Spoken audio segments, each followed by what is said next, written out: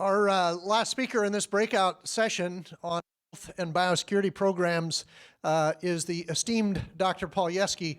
And I say that because he didn't give me a bio, so he left it open for me to say whatever it is that I want.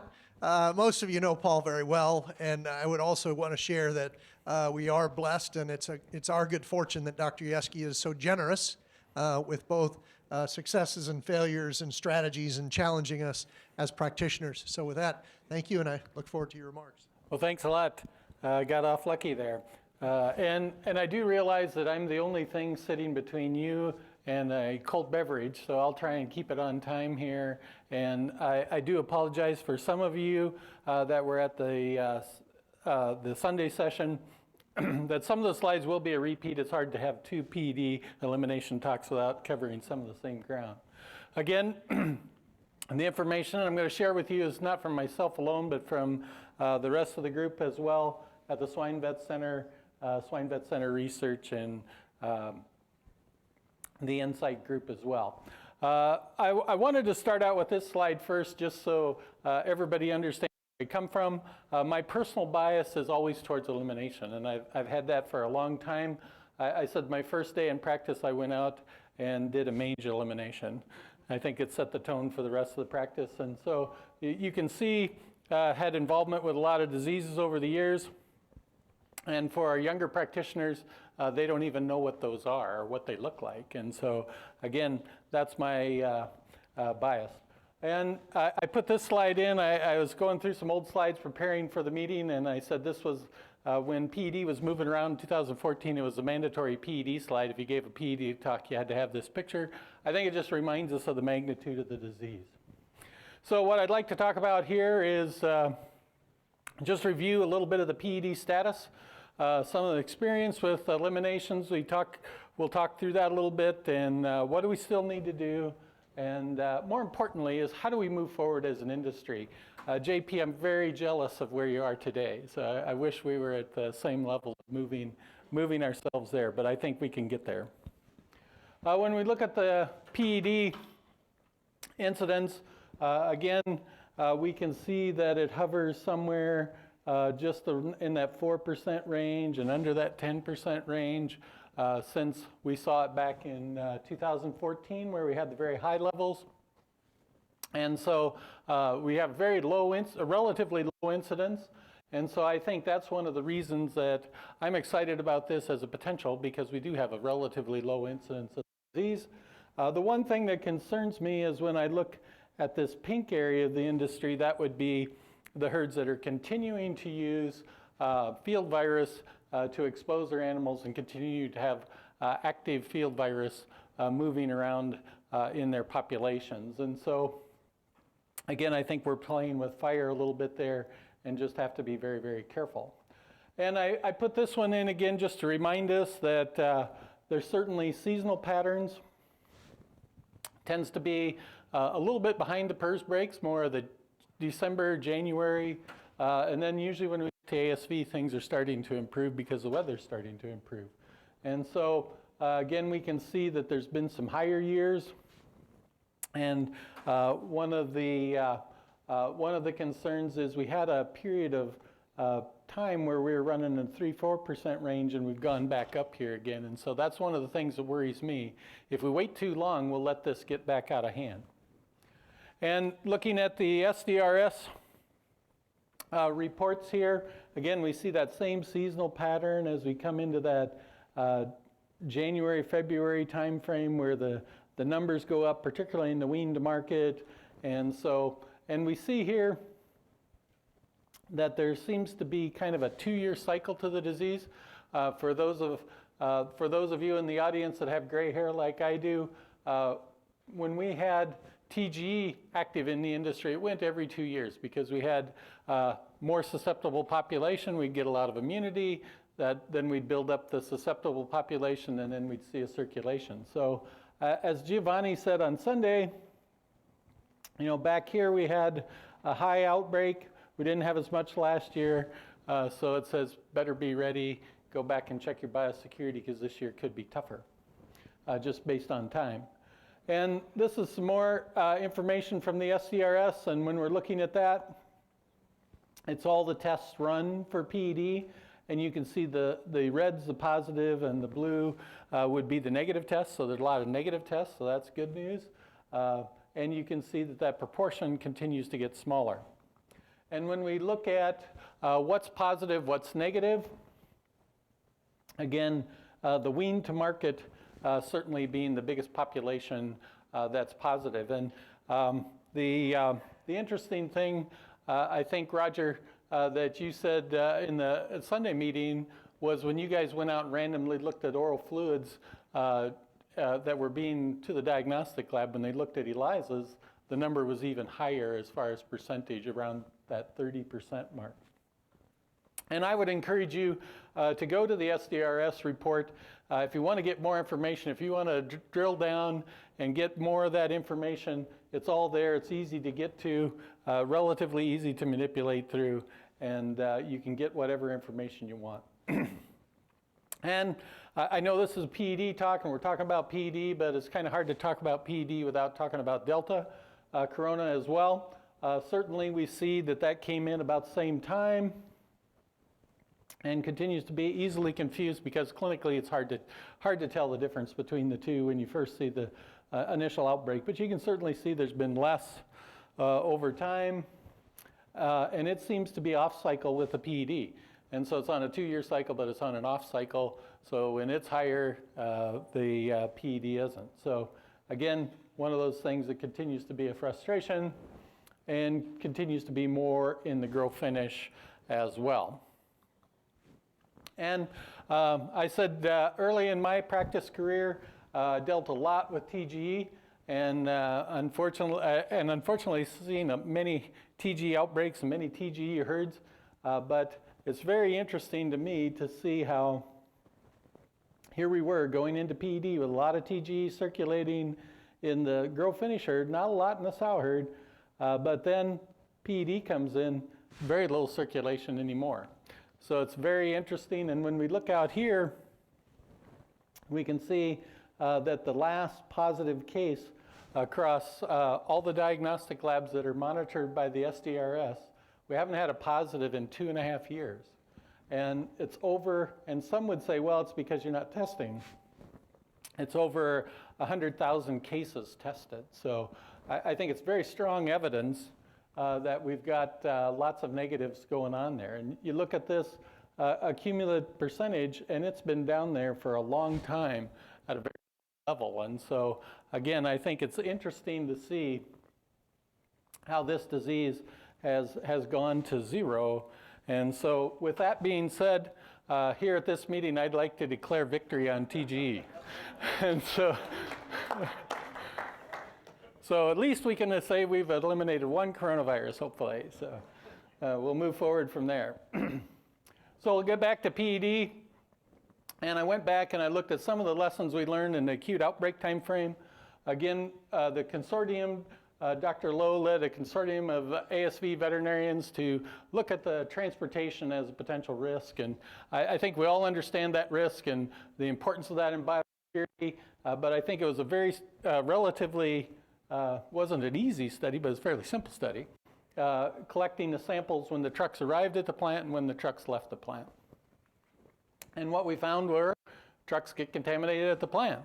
And if you have a harvest facility worker enter your truck, you have an odds ratio of 4.1 times higher of being infected when you leave the plant. And if you followed a positive trailer, or if you immediately followed a positive trailer, you had a 3.4 odds ratio higher, 3.4 times higher that you would be infected leaving the plant. So again, some things we knew, but good to get those numbers around them. So I think it taught us that the plant is certainly one of those means, and the trucks and transportation are one of those things. JP, just like you said in the biosecurity, we've got to be able to control that because they have contact. They have to have contact to move the animals, and we have to move them from the sow farm to the grow finish. We have to move them from the grow finish to the harvest facility. So it's a necessary evil. The pits. This is some work that Dr. Steve Tusana did with our group. when he was with our group and looking at deep pits. Now, I know lagoons are a little different and may survive longer in lagoons, and we did a limited number of pits in the study. But at 4 months, we had a lower CT value. At 6 months, a higher CT value. And on bioassay, we're still positive at the 4-month time frame, but at the 6-month time frame, the pigs were negative on bioassay. I know there's been some work done up to 2 years later with bioassay on lagoons that are showing that the pigs are still positive. So it's still an area of work to be done. But I think with the number of we've been able to eliminate over time and keep them negative over time, I don't think the PED is an unsurmountable risk for us as we go forward. The risk of people moving it from site to site, we had an opportunity. We had a herd that was in the process of being stocked, and they were concerned about breaking, and so we left part of the population unexposed. We exposed the other part of the population, and for 2 weeks, we had people just move between there doing the basic biosecurity procedures, showering, using the bench procedure, and we never carried it across. We didn't see it clinically. We didn't find it diagnostically, even though we found it on the people. We could find the virus on the people, but we didn't carry it to the pigs. And so, again, it's just tells us that I believe we can win the game. And when we do have a herd that breaks, we have some decisions we have to make. Are we going to allow that herd to remain positive over time? Are we going to continue to expose our animals, our replacement animals, and have that potential for persistence in those herds, and have, ideally we'd expose the animals and have negative animals being produced, but there's always that potential for spread within the system. Are we going to eliminate the strain and get it out of the strain? And again, I think, as you can see from the data, that's been the approach most producers have taken. And then the other option is depop, repop. I certainly wouldn't do a depop, repop for PED alone, but if you've got other diseases such as PRRS, such as mycoplasma, such as a poor parity distribution, you've got other concerns, it's a great opportunity to upgrade the health status. So again, if we're going to do an elimination, we got to get the herd or stabilize the herd if you're going to keep it positive, is you have to encourage the virus to move around the farm and be able to get the animals all exposed. Our goal was always to have 100% exposure, but the reality was when we were marking animals where they're vomiting, had diarrhea off feed, about as good as we could get would be 70–75%. But when we went back and serologically tested those animals, we could see that they were all well exposed. They just didn't all give us clinical signs.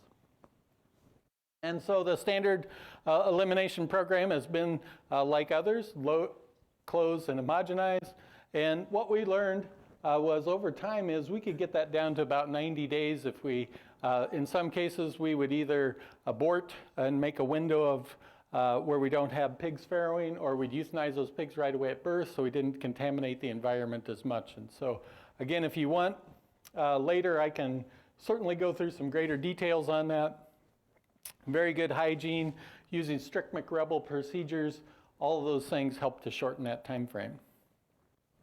The good thing about PED, and I would agree with John Paul, we don't necessarily need a diagnostic lab. We can see this one with clinical signs. And, but we did do a lot of diagnostics to confirm it using rectal swabs and either doing them weekly or doing them every month for a longer period of time to show that we were stable. Again, the Swiffer samples on hallways, we learned from our Canadian friends that we could maybe use the booty method where we just got to wear the booties and then test those at the end. So again, that's it on that's all I'm going to cover on the farrow to finish. When we look at on the farrowing side, excuse me, I want to go to the wean to finish because I think this is really where we have a lot of our challenge, because I think there's more pigs out on the wean to finish side that are putting us at risk. So again, if we've got continuous flow sites or more than 1 week on a site, we're going to have to figure out how to get those all in, all out. We're going to have to empty those sites. We can't have those continue to be that way. You can double load some facilities. You can rent some facilities. There's a way to get those sites empty. We've typically gone in and cleaned up and just used a standard downtime of that 7-day period of time. Really doesn't have to be a lot longer, but we usually included a whitewash with that to go ahead and get those done. We know that for us, the winter time is the biggest issue. As you saw on the SDRS report, the January, February being the biggest issues. And a big part of that is the weather and how well the virus can survive outside, particularly around the load chutes and in that loading area. When you got that much snow around, it's easy to keep the virus there, and it holds up real well outside. And sometimes you just have to wait until the weather gets better. And we've started using more of the dried disinfectants. Here's showing some of the stalisand. The one thing nice about the stalisand is kind of pink, and so you can kind of see it. The barn lime also works, but if you got lime and the lime gravel in the yard, it's a little harder to see, but the stalisand makes a nice, shows a nice pattern. And we did the same. There's good testing on the diagnostics for the finishing. Again, you see the diarrhea in the pigs. We can see the diarrhea, the rectal swabs, the oral fluids, and I'd say on weaned using mostly oral fluids. I think the booty method might be another good means to do that, as well as the trucks and the trailers. The herds that are using the PED ongoing exposure, again, I don't think this is necessarily the panacea that it's may be believed to be. The idea was that you'd reduce your losses and never have an acute outbreak. And I understand the idea, I understand the thought process, but in talking with those that are following this procedure, again, they're still continuing to have losses, they're still continuing to have outbreaks, and when we looked at the percentages, it was higher than what we see on the Morrison Swine Health Monitoring Projects, about double that number. So even though it's supposed to help, it's not always doing everything it was supposed to do. It's not an easy procedure to do. You have to have a separate site. If you got an on-site attached GDU, you can't do it. And so you have to have a site that's located away from your production area, but doesn't put you at risk to somebody else's pigs. So that's the other concern that you got. If you find this really good location, it's got to be so good that you won't bring back PRRS per se, because you're doing your PED exposure over there. And you have to do the gilts at an early enough age that we give them time to stop shedding and hopefully not have any impact on them when we bring them back into the herd.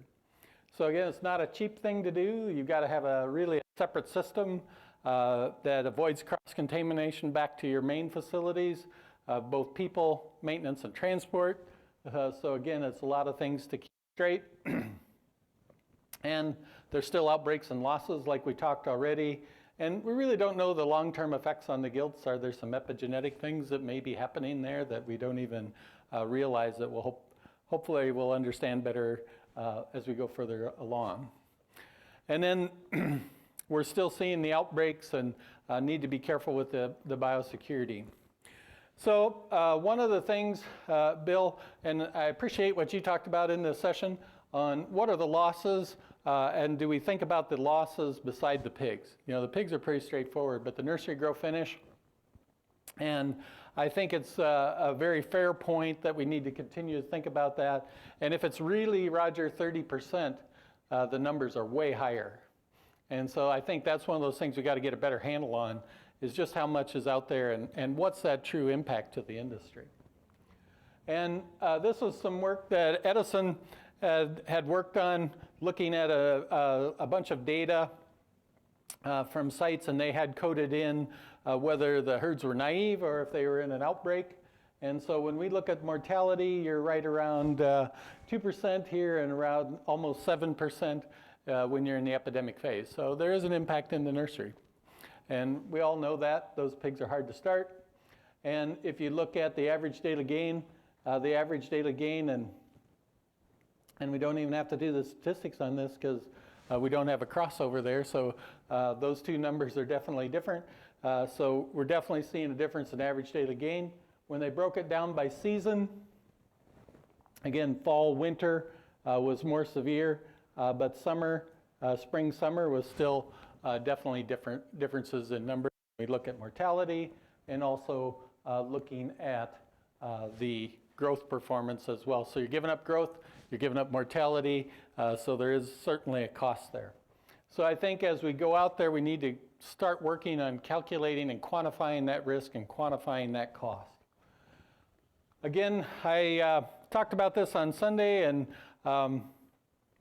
at the ASV meeting, there was some information, again, research information on the modified live vaccine that's being developed and being worked on at Iowa State. And one of the things that I was really intrigued with this, they used different back passages to look at, the purple being the 200 and had the least amount of clinical signs. But to me, the most encouraging thing is when they came in and challenged with the field virus, you see that purple line stays absolutely flat. So again, where I see this being a good tool for us, I don't think, I agree with Bill, we won't use it on sow farms, but I think it's a tremendous tool for us and you might use it where you're using live virus instead of using live virus. You might use it there on some of those.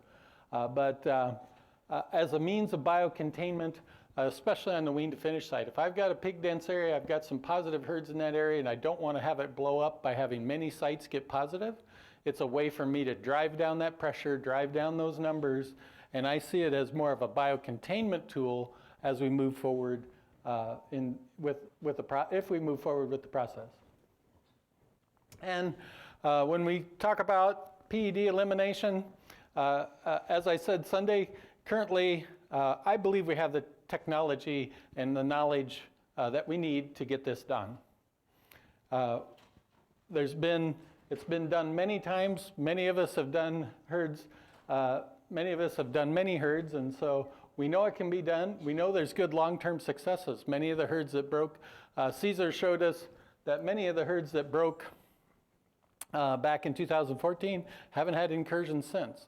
So we've been able to have long-term time frames. Granted, there's some herds breaking every year, unfortunately, but not many.